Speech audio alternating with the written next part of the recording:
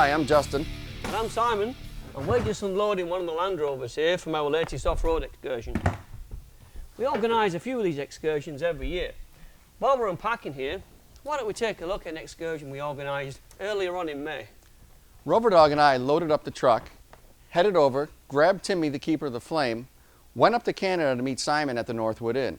All throughout the day, trucks kept arriving on site. By the end of the night, we had 9 Land Rovers parked out front.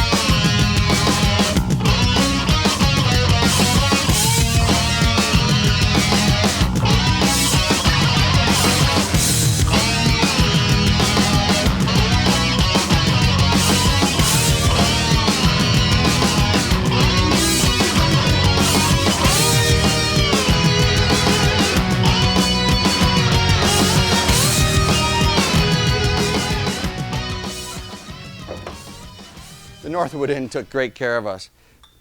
They had wonderful food, a welcoming bar, and nice accommodations. But I must say, there's something about Land Rover owners, because before the end of the night, we felt like one big happy family.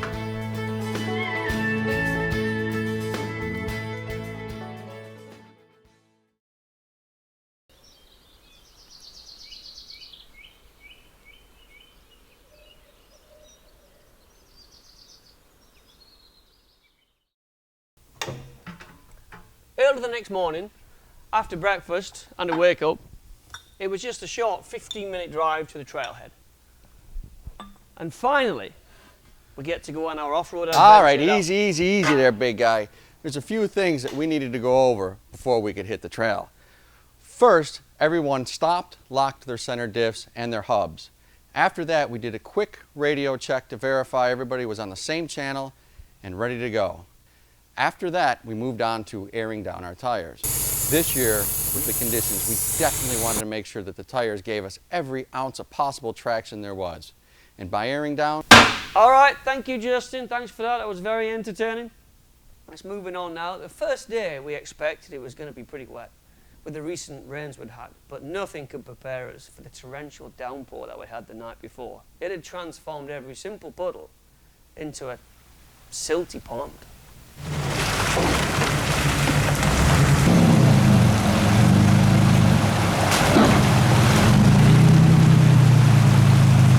The conditions were mucky, to say the least. The rocks were slimy, the frogs were everywhere. It was tough conditions.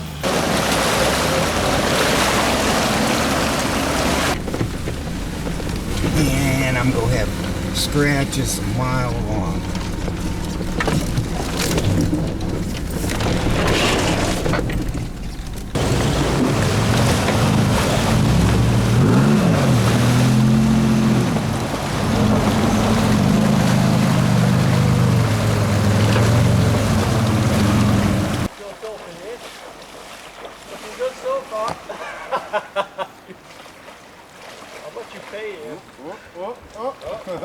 Pretty soft. Yeah, nobody. What about the left there, Dana? I think last is going to be fun. Oh, even worse.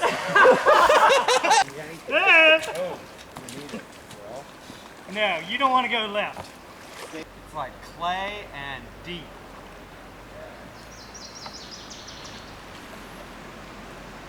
Be good if you wait a second, you'll catch me falling in, which will be usually music. You're not gonna like this. As we made our way down the trail, we used some of the larger trucks to feel our way through the underwater obstacles.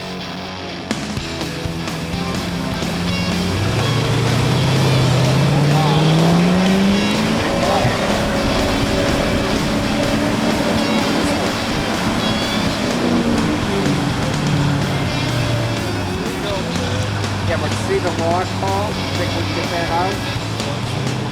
Dive in there and grab it. Go ahead, you got firemen down Preservation of our vehicles and equipment is paramount, as we'll be on this trail for 4 days, and that's no fun with a broken truck.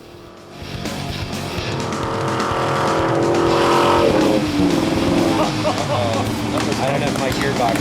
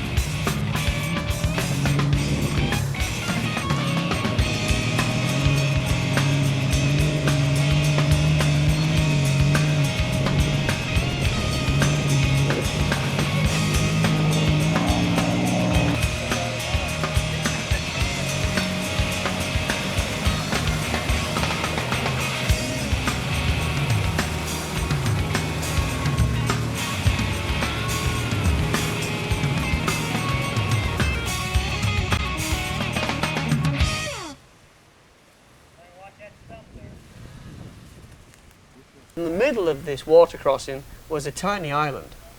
I don't know if you can see it off the film footage, but there was a crossing, a very short crossing, onto this piece of land.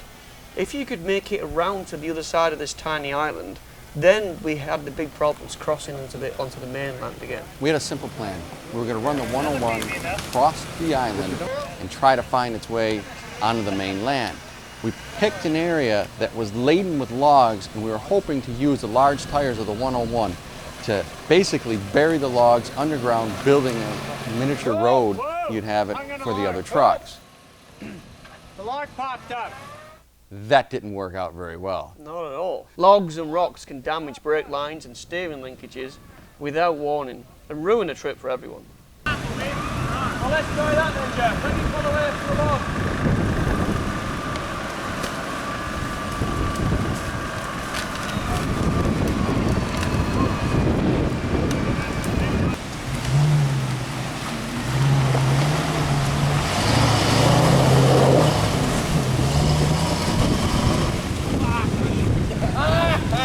The next plan was to have Richard Reevy use his Portal series to cross in the next easiest spot. And again, we failed miserably.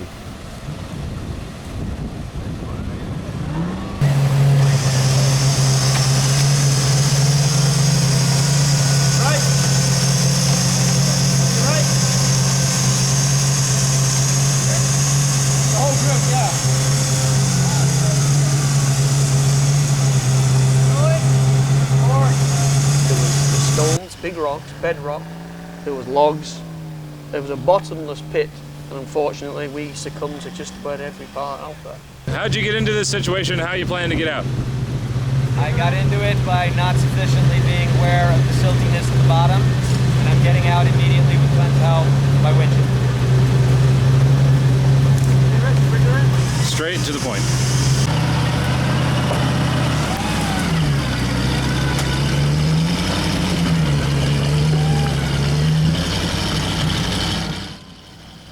Before too long, Richie was pretty much in the basement. I don't think he could have gone much further, unless we'd have dug in further. He was doing a pretty good job of that himself. Every rotation of his tires sent him down another inch. Set off winching Richard across.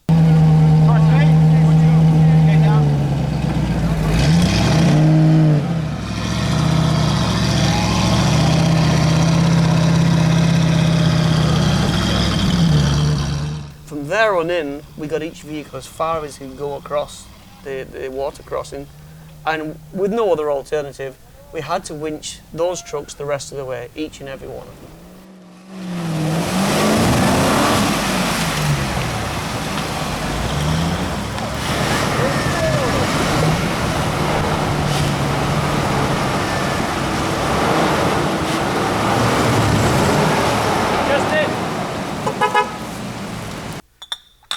People working together, winching together, jumping in the water to help each other out.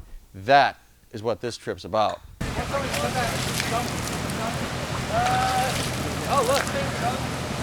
are definitely 100% officially stuck.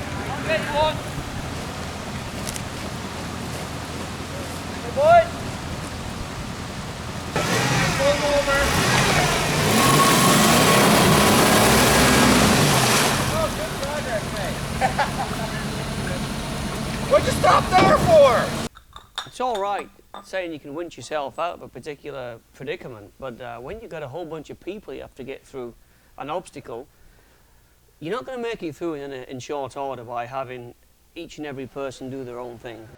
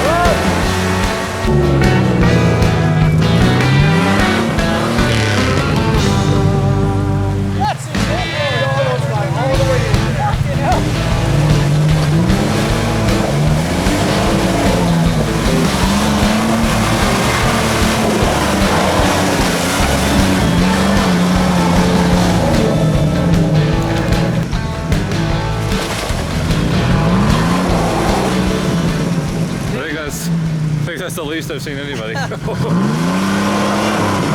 Okay. You're kidding me, right? So, once everybody was across the pit of despair, we were on our way again to the next corner. In front of us laid a 300 to 400 yard rock-laden, old washed-out riverbed that smelled like a busted sewer line. Yes, it did. And this is where Data then decides he's going to throw his truck on the side and suck in a whole bunch of this raw sewage-smelling water into his transmission.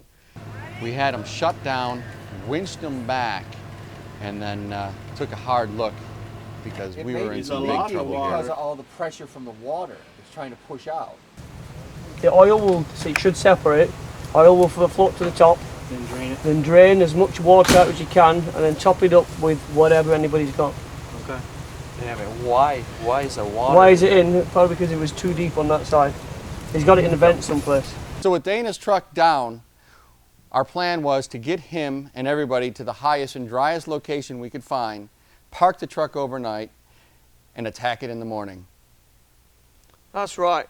Our hopes for the morning would be that the oil and the water would separate, and by pulling the drain plug we'd be able to just drain the water and leave the oil in itself, maybe just top it up a little bit. Unfortunately, that didn't work, and the next morning we had to go into plan B. But that's not what it was about. The end of the day, there we were, we found ourselves high and dry, we made a campfire, everybody found a suitable place to sleep, and we spent the rest of the evening just getting to know each other and telling jokes and having some good food and drink.